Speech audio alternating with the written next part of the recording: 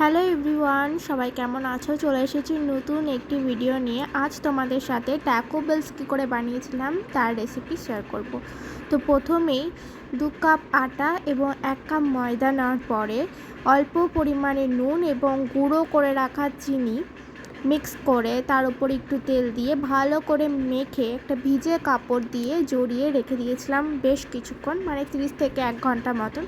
পরে অন্য একটা পাত্র নিয়ে তাতে অল্প পরিমাণ সর্ষের তেল দিয়ে তার উপর কেটে রাখা ছোট ছোট পেঁয়াজ কুচি এবং তার উপরে নুন হলুদ দিয়ে ভালো করে নেড়েচেড়ে নেওয়ার পরে বয়েল করে রাখা আলুগুলোকে এইভাবে ম্যাশ করে নিয়েছিলাম ওই পেঁয়াজগুলোর সাথে, এবং দুটো ডিম আমি সেদ্ধ করে রেখেছিলাম, সেই সেদ্ধ ডিমকে ঘষে ঘষে আলুর ওপরে দিয়ে ভালো করে নেড়েচেড়ে নেওয়ার পরে এই যে আটাটা মেখে রেখেছিলাম সেটাকে রুটির মতন সেঁকে নিয়েছিলাম অল্প অল্প করে। সেই রুটির ওপরে আলু মাখাটা দিয়ে তার উপরে চিজটাকে এইভাবে ঘষে ঘষে দিয়ে তারপরে আবার আলু মাখাটা দিয়ে রুটিটা চেপে দিয়েছিলাম।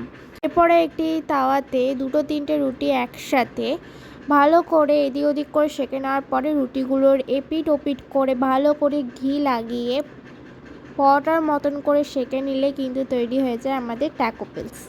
আর এখানে দেখো গরম একটা ট্যাকো বেলসকে শুধু হাতে তুলে নিয়ে ছিঁড়েই কিন্তু খেয়ে জানিয়ে দিল খুব টেস্টি হয়েছে। সব প্রসেসগুলো ভিডিও করা হয়নি কারণ এক হাতে ফোন ধরে ভিডিও করা এবং এক হাতে রান্না করা পসিবল না, আর কিছু কিছু ক্ষেত্রে আমি ভুলেও গেছিলাম ভিডিও করতে।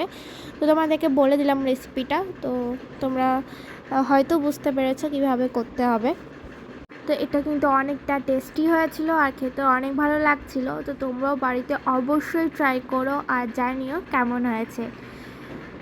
দেখা হবে নেক্সট ভিডিওতে, ততক্ষণের জন্য টাটা।